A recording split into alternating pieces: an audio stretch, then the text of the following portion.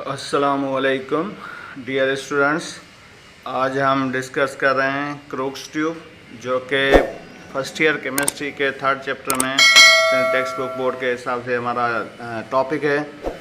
तो crooks tube जिसको हम डिस्चार्ज ट्यूब भी बोलते हैं, तो क्रूक्स ट्यूब के हवाले से कुछ डिस्कस करेंगे कि कुछ क्रूक्स ट्यूब और डिस्चार्ज ट्यूब क्या है और उसका क्रूक्स का इंट्रोडक्शन क्या है।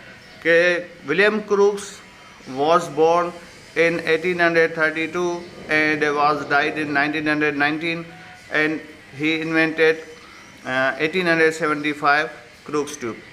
क्रूक्स ट्यूब की इन्वेंशन के बाद मॉडर्न साइंस ने बहुत बड़ी तरक्की की। जिस तरह से क्रूक्स ट्यूब की वजह से हमारा कैथोड रेज डिस्कवर हुए, इलेक्ट्रॉन डिस्कवर हुआ जो कि जे थॉमसन ने क्रूक्स ट्यूब पर काम करके डिस्कवर किया, और इलेक्ट्रॉन डिस्कवर होने के बाद एक मॉडर्न साइंस में बहुत बड़ी चेंजेस आई, जिसकी वजह से आज हमें लग्जरी लाइफ मिल रही है। इसके अलावा radioactivity and x-rays, medical science में बहुत बड़ी चेंजेस आई आफ्टर डिस्कवरी ऑफ एक्सरे। तो ये सारे के सारे जो डिस्कवरीज़ हैं वो रिलेटेड हैं क्रूक्स ट्यूब के साथ। तो अब डिस्कस करेंगे कि किस तरह से क्रूक्स ट्यूब कंस्ट्रक्ट होता है और क्रूक्स ट्यूब किस तरह से काम करता है और उससे किस तरह से हमने उसके जो इनोवेशंस हुई हैं। तो अभी डिस्कस करें कि इसकी कंस्ट्रक्शन कैसे हुई है। तो क्रूक्स ट्यूब एक हार्ड ग्लास का, शीशे का बना हुआ एक ट्यूब है जो कि फिटेड है उसके साथ कैथोड एंड एनोड। और ट्यूब जो है वो बिल्ट है और इसमें गैस जो है और गैस को डिस्चार्ज किया हुआ है वैक्यूम के साथ। अब यहाँ पर ये क्रूक्स ट्यूब का एक स्ट्रक्चर बना हुआ है, जिसमें आप देखें कि ये क्रूक्स ट्यूब को हम डिस्चार्ज ट्यूब भी बोलते हैं। और इसके लेफ़्ट साइड पर देखें कि कैथोड जिस पर नेगेटिव चार्ज है और राइट साइड पर एनोड है जिस पर पॉजिटिव चार्ज है।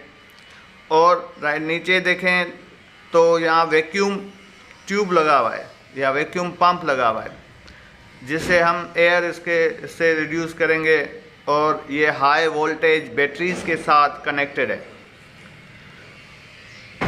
तो अब डिस्कस कर रहे हैं कि किस तरह से क्रूक्स ट्यूब जो ना वो काम करता है। हमें आपको पता है कि नॉर्मल प्रेशर पर जो गैस है वो नॉन कंडक्टर है।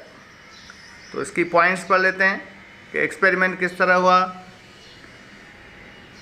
कि नॉर्मल प्रेशर पर जब हाई वोल्टेज बैटरीज से हाई वोल्टेज करंट अप्लाई किया गया तो किसी किस्म का कोई चेंज या कोई डिस्चार्ज इसमें फील नहीं हुआ। और gradually the gas was pumped of from that low, pressure low हो गया। और 1 सेंटीमीटर ऑफ मरकरी जब प्रेशर कम हुआ तो हमें इलेक्ट्रोड की तरफ फिटेड हैं, वहाँ पर कोई स्पार्क नज़र आया। स्पार्क का मतलब है चिंगारी कोई नज़र आई। फर्दर रिड्यूस किया गया pressure 3 to 4 mm of mercury, तो electrode start glow and remaining of tube remain dark. जो इलेक्ट्रोड थे वो ग्लो करना शुरू किया, उन्होंने चमकना शुरू कर दिया। और फर्दर रिड्यूस किया प्रेशर को 1 mm ऑफ मरकरी, तो प्रोड्यूस एक्सटेंडेड टूवर्ड्स एनोड। और ये जो इलेक्ट्रोड की तरफ स्पार्क था वो एनोड की तरफ एक्सटेंड हो गया। और एनोड क्योंकि उस पर पॉजिटिव चार्ज है तो उसको हम बोलते हैं positive column. Colour of glow depend upon the nature of the gas, के कौन सी गैस आपने इसमें ट्यूब में डाली हुई है उस हिसाब से उसका कलर अपीयर होगा। और जब फर्दर रिड्यूस किया गया प्रेशर 0.001 mm ऑफ मरकरी, तो glow disappear and wall of the glass tube begins fluorescence with green screen. जैसे ही फर्दर रिड्यूस हुआ प्रेशर तो पूरी की पूरी जो ट्यूब थी वो फ्लोरेसेंस हो गई। results, it was clear that some time of radiation were passed between the two tubes या two electrodes. जैसे ही हमने इसको ऑब्ज़र्व किया कि कोई ना कोई रेडिएशन है जो कि दोनों इलेक्ट्रोड के बीच में पास हो रही है, और these radiation were consist of the particle emitted by the cathode, therefore are called cathode rays. तो ये पार्टिकल जो वेव्स थी इनको हमने कैथोड रेज का नाम दे दिया. और प्रॉपर्टीज़ क्या हैं इस कैथोड रेज की? These rays travel in straight path and produce sharp shadow on object placed on their path. जब हमने ये देखा कि ये रेज बिल्कुल स्ट्रेट पाथ में जा रही हैं, सीधी जा रही हैं, लेकिन अगर इनके सामने कोई मेटल रखा जाए तो उसका शेडो उसके सामने आएगा. Shadow. The rays emerge from cathode and can focus by the concave cathode. वो कैथोड की तरफ से जा रही थी और जैसे ही उनके सामने कोई ऑब्जेक्ट रखा गया तो उन्होंने कॉनकेव बनाया. और these rays are easily deflected by magnetic field by bring a magnet close to them.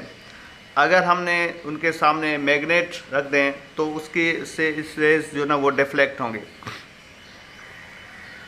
तो यह इस पिक में हम देख रहे हैं कि जो कैथोड से रेज निकल रही हैं इनके सामने हमने एक मेटल रखा तो उस मेटल का जो शेडो है वो बिल्कुल सामने जो है ना वो प्रोड्यूस हो रहा है.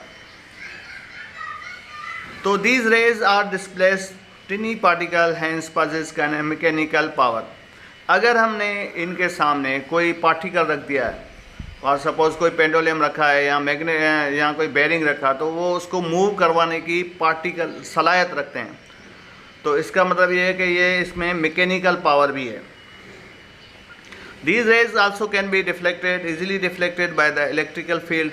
कैथोड और एनोड की अगर पोजीशन को चेंज किया जाए तो भी ये रेज डिफ्लेक्ट होंगे. और these rays are deflected towards positive pole electrode field hence carry negative charge. तो ये रेज क्योंकि पॉजिटिव की तरफ जा रही थी नेगेटिव से तो इससे साबित हो रहा था नेगेटिव रेज हैं. The cathode rays possess kinetic energy. अब इस पिक्च में हम देखें कि हमने यहाँ पर इलेक्ट्रिकल फील्ड अप्लाई की हुई है कि एक तरफ नेगेटिव चार्ज और दूसरे जो ना वो आउटसाइड ऑफ ग्लास हमने पॉजिटिव चार्ज रखी हुई है. तो ये नेगेटिव इसको रिपेल कर रहा है और पॉजिटिव इसको जो ना वो अपने तरफ अट्रैक्ट कर रहा है. तो इस अट्रैक्शन और रिपल्शन की वजह से एक कॉनकेव बन रहा है. तो इससे ये साबित हो रहा है कि ये रेज जो हैं वो नेगेटिव रेज हैं.